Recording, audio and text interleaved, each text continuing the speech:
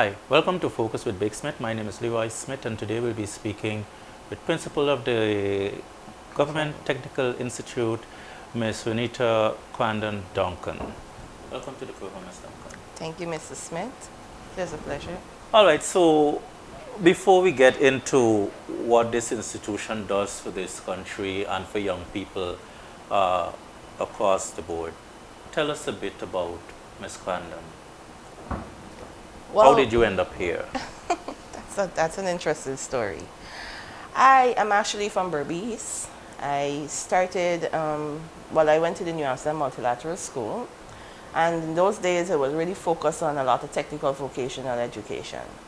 But when I was finished with school, I was only 15. So I couldn't work or I couldn't go to any institute of higher learning. So you were one of the bright ones who gone through school. You can say that because I skipped a grade. Yes. But my parents decided that I had to go to New Amsterdam Technical Institute. And at that time, it had a stigma where persons would think that Technical Institute is not for people who are academically inclined and smart. You don't go to the Technical Institute. But nonetheless, kicking and screaming, I had to go. I didn't have a choice. And I did a diploma in secretarial science. I pondered sometimes as to why, at that time, how it would have really helped me in my life. But when I was at university, I met one of my lecturers, and she was the former principal at New Amsterdam Technical Institute recently. And she encouraged me to come to GTI to teach. Mind you, teaching was never part of what I was going to do. So when I finished university, I applied, and I started teaching here at GTI. And I've been here for 21 years, and I love what I do here. And also when I came to GTI, I ventured, after doing business all my life, I ventured into a whole different realm of things, and I did the diploma in, not the diploma, technician certificate part 1 in mechanical engineering. And so I got a taste of what the other side was. And I can tell you, it's not what we would tend to perceive it to be, because that was the kind of program that really opened my eyes and then really did test my skills and how smart I was, because at that point I had a master's and I struggled to do a part 1 program because the things like physics and those things that I wasn't exposed to. But that really helped me to actually be able to effectively manage the institute. And I would encourage any young person to understand the importance of technical and vocational education. And for me, it's rewarding, and it's something that I would encourage persons to keep pushing on and working on towards. So that is what really made who I am. Ms. Duncan, and your ascension to being the principal of this institution, what was the journey like? Challenging. It's not easy, and I say this in the most kind words, it's not easy being a woman in technical education. For instance, when I was doing mechanical engineering, the guys would treat me as I'm a baby and I can break at any point. They would want to help me with doing projects and those things. So a lot of times I had to keep persevering and telling them, no, I have to learn.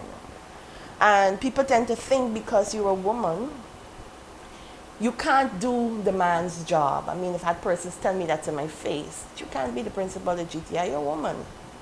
But I am happy that I'm able to break that glass ceiling, and I'll encourage all the other women to go after what it is your heart desire.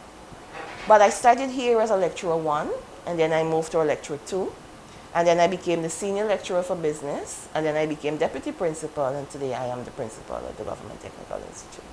All right, so there we had a bit about Ms. Quandon. So we'll now get into what are some of the programs that are offered here at GTI, and the people, the young people, where they're from, what are some of the skill sets that you have to have, if any at all, before you start coming here and so on. So Ms. Quandon, let's talk about your curriculum here. All right, so this year, GTI will be celebrating its 70th anniversary. So we've been around quite a long time. We are responsible, and I'm proud to say that, we are responsible for 90% of the skills training that has happened to our young people in Guyana.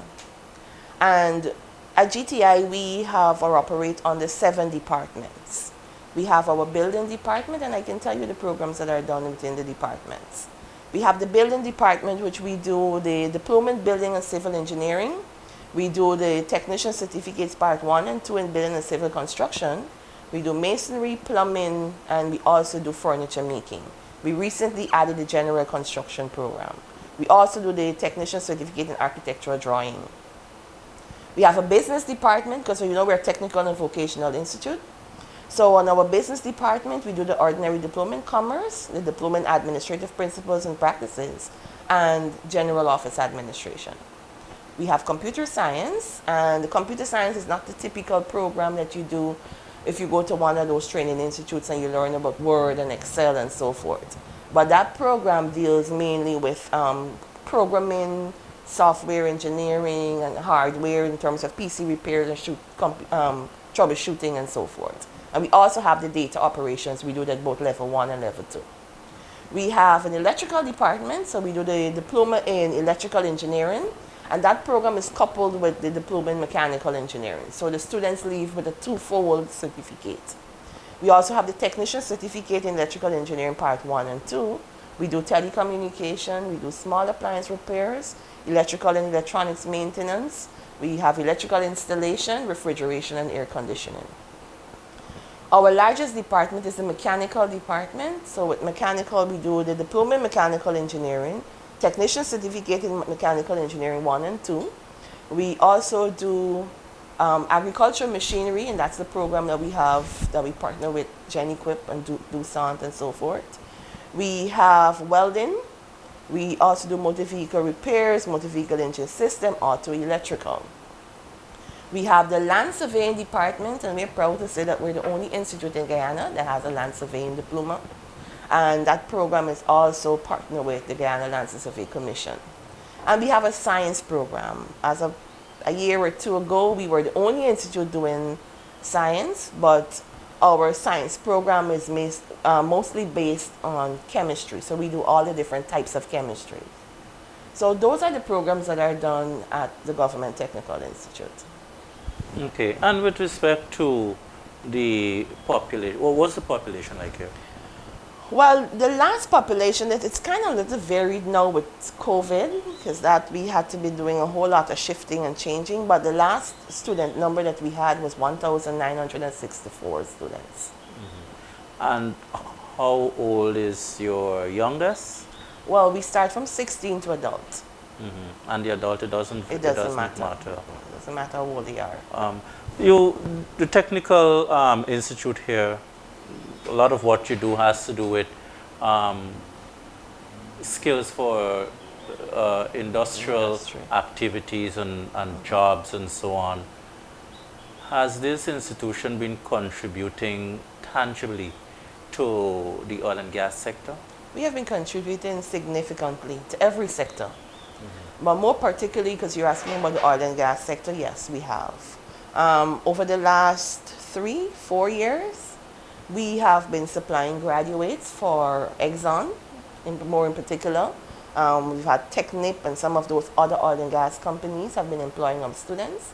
They have been looking at mostly those students in the mechanical, electrical engineering, civil engineering programs. We've also had some students from agricultural machinery. They would normally ask for students from electrical installation and those things. But outside of that, all these spill-off companies, because that's something we are very careful about when we speak to our students. Because we realize the buzz now, everybody wants to get into the oil and gas sector. And students are gravitating towards those programs that they perceive to be only oil and gas, like welding and engineering and so on. But what we promote here at GTI... If I could interrupt you a bit, sure. I sense that you're getting to a very important point. So for this that you're coming with, which I suspect to be wanting to let persons know that it is not just fixing an engine or dealing with oil and so on that has to get you into the oil and gas sector. So for this, I would like you to look straight into my red camera there and make that point. All right. So what we do at the Government Technical Institute significantly is aligned to the oil and gas industry. We are working on eradicating that perception that the oil and gas industry will only employ engineers. Even though we have been able to successfully provide that workforce with our electrical, mechanical, civil engineering students, agricultural machinery, electrical installation, and so forth.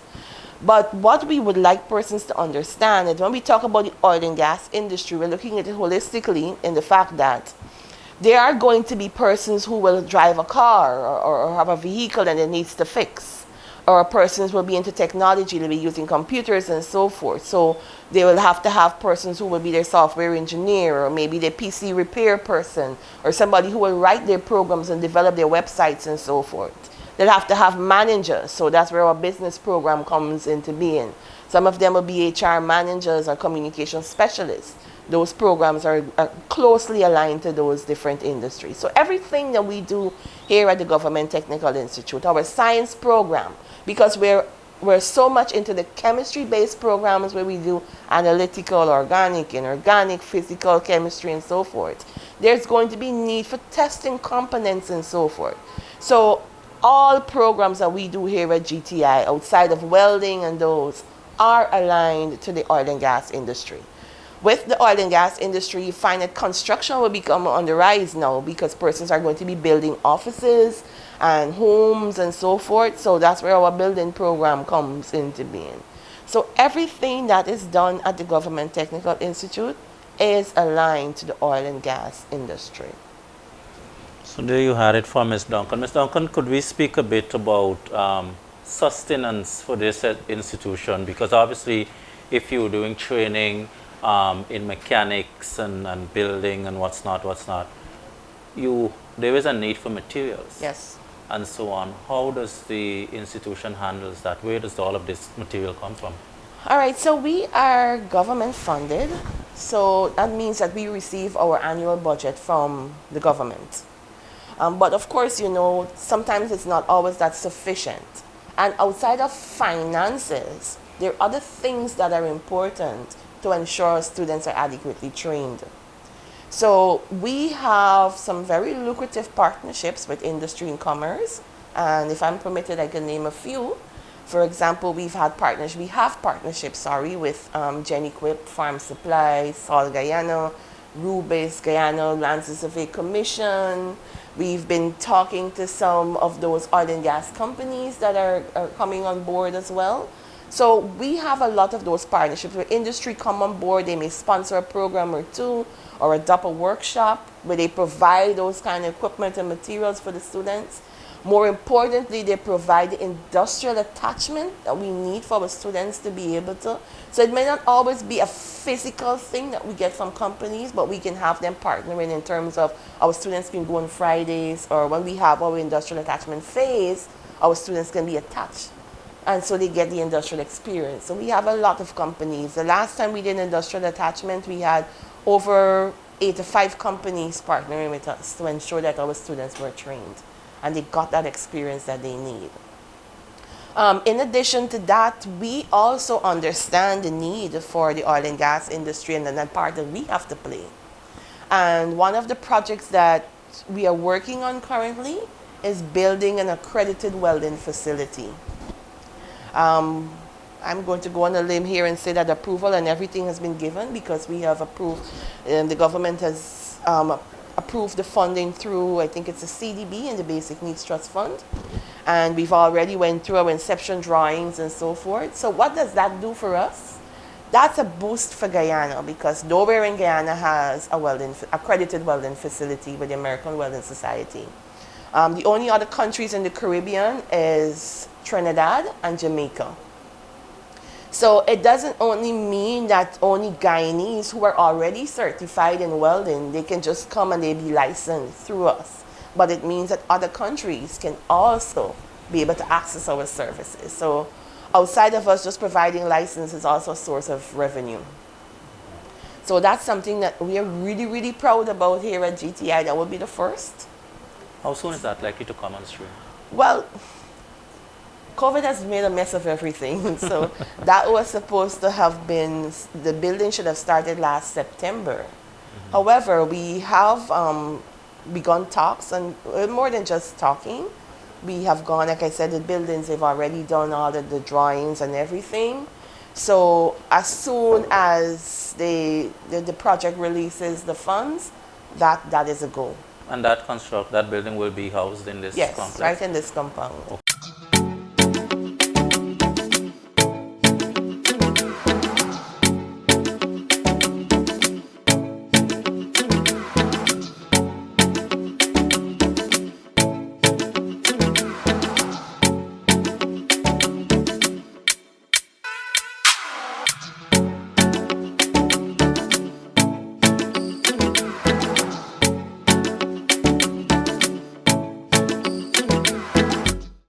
This is the copy and document center here at the GTI. What I'm advised is that this structure was built by the students of this facility, of this institution, and it is also used to produce documents and so on for the schools along the Wolford Avenue.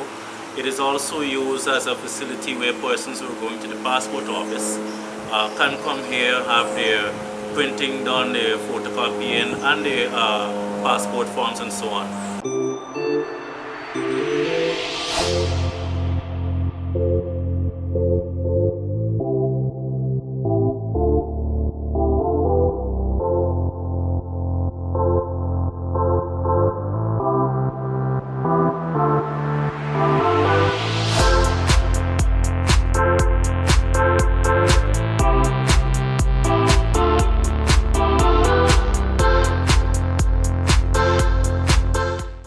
So we're going to come back to structural integrity of this facility.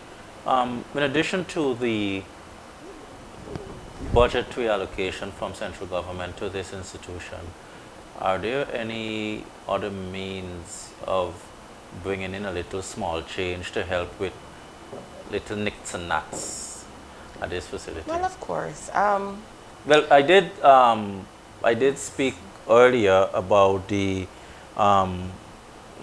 document center. Yes. So outside of that, what else do we have? Yes, and as you know, we're proud about the document center, especially it's being built by our students and lecturers. And we undertake most of the works right in here in terms of rehabilitating and that kind of thing. We do all of that. But outside of that, we would also undertake projects where that brings in additional revenue to the school. Like, for example, we will build furniture for the Ministry of Education, for nursery, primary, secondary. We've done projects for e-governance, where we've built like antennas and so on. We've done projects for Guyana Lands and Survey Commission. We've done projects for the prisons, where we build beds and so forth. And those are just a minute few things that we would normally do. We would do a whole lot. Once we have those projects, it means that the students get a chance to get the experience, and the staff get a chance to actually be able to show skills and so forth. So we don't only use the project as means of revenue, but it's also an avenue for our students to be able to garner the experience that's necessary. And am I sitting in a production of GTI?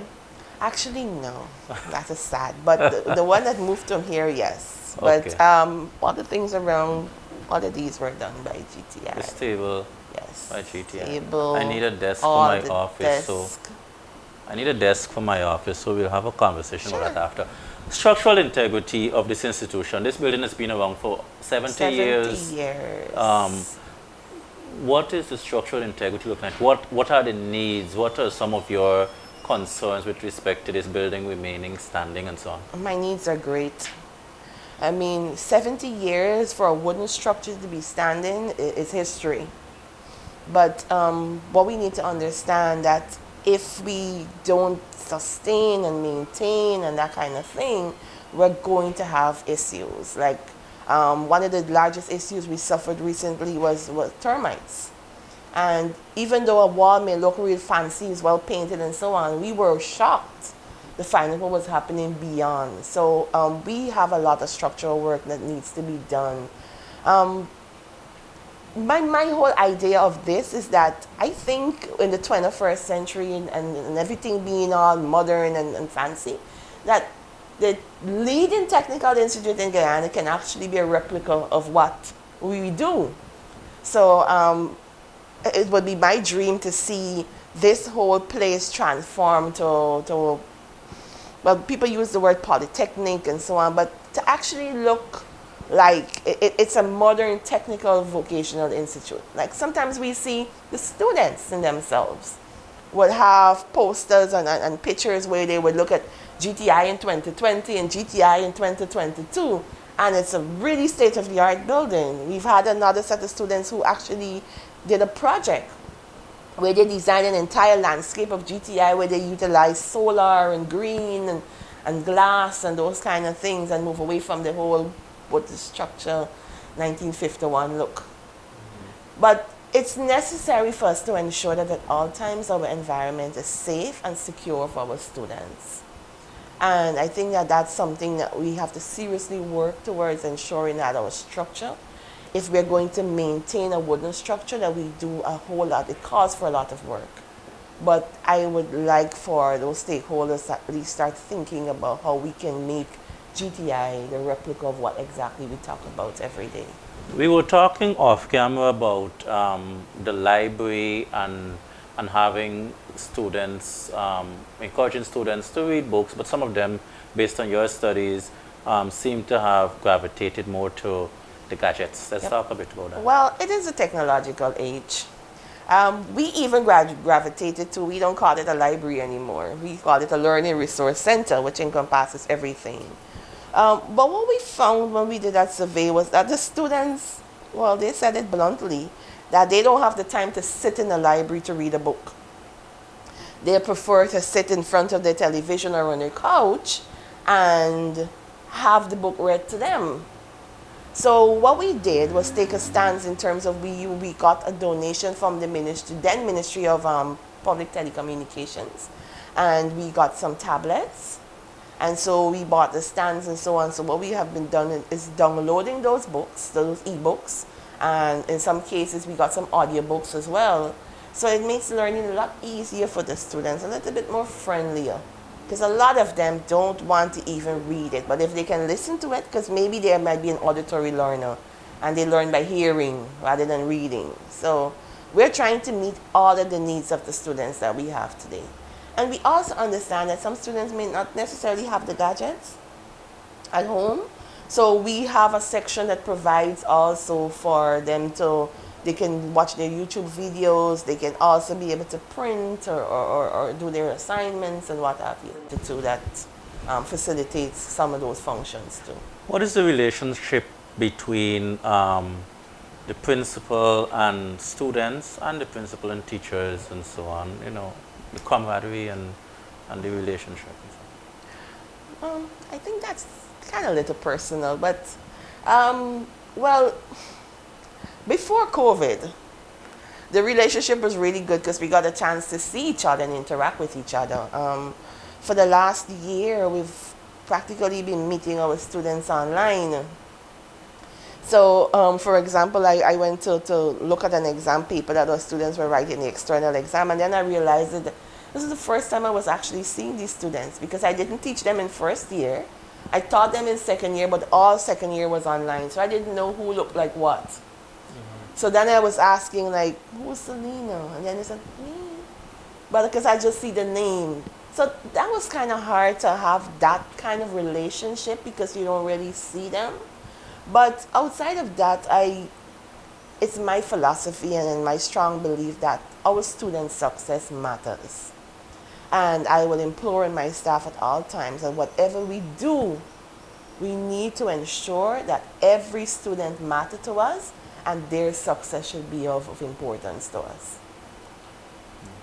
So I do try hard to have a really good relationship with my staff. I try my best to make sure that they're comfortable and they're able to deliver too, because after all, they're humans, and I can't not only think about the students and not think about my staff. Is there anything else as we come to the close of this interview that you'd like to say to our viewers and potential applicants coming into this institution? All right, so the Government Technical Institute, as I would have mentioned earlier, we offer both diploma, we offer the technician certificate programs, and we have what we know as the competency-based education program. We also have one craft program. Now, what is important to us is making sure that we're able to meet the unseen in public. And so we have established a whole lot of things to make sure that we can communicate well with the persons out there. So please look for us on Facebook, Government Technical Institute. We also have a website. It's www.gtigeorgetown.com. And we have the option of chatting on the website as well. So anything pertaining to the institute you can find on the website, including entrance requirement. Persons will think that they can't come to GTI if they don't have CXC. But CXC grades 1 to 3 is required for the diploma and the certificate programs. We also have other things that can help students to gain the kind of entrance requirement as well. Because we offer the qualifying program in physics, chemistry, maths, and English during the summer. We also offer the exam. So if they have a 4 in math, they can just do the exam with us, and once they pass, that too will help them. For our craft program, we expect that the students would have completed secondary school, but we're not adamant about grades.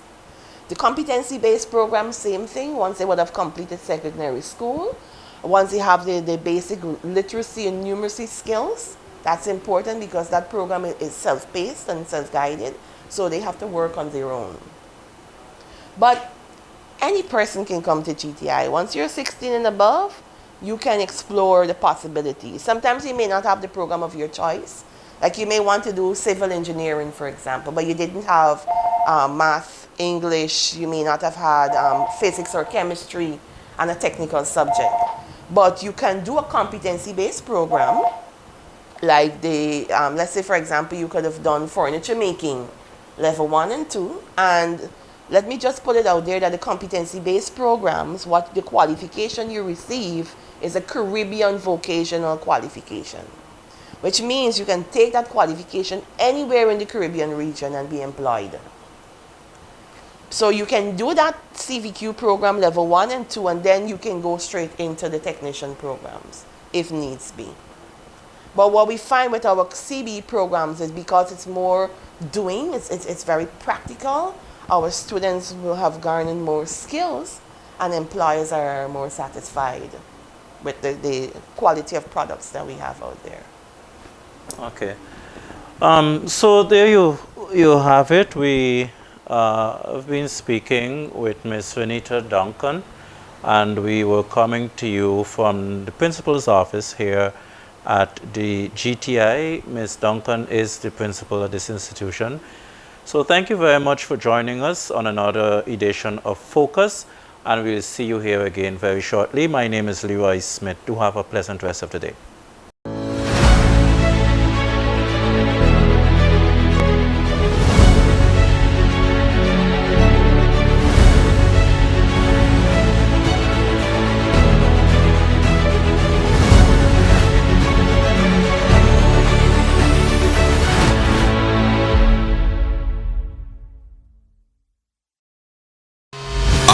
Small business package is here. Get 1 month digital ads, 12 polo t-shirts, 12 caps, and 150 pens with your logo, of course. 50 bumper stickers and 1 banner stand, all for the amazingly low price of $130,000. Businesses with 1 to 12 employees eligible. Offer while stocks last. Impressions.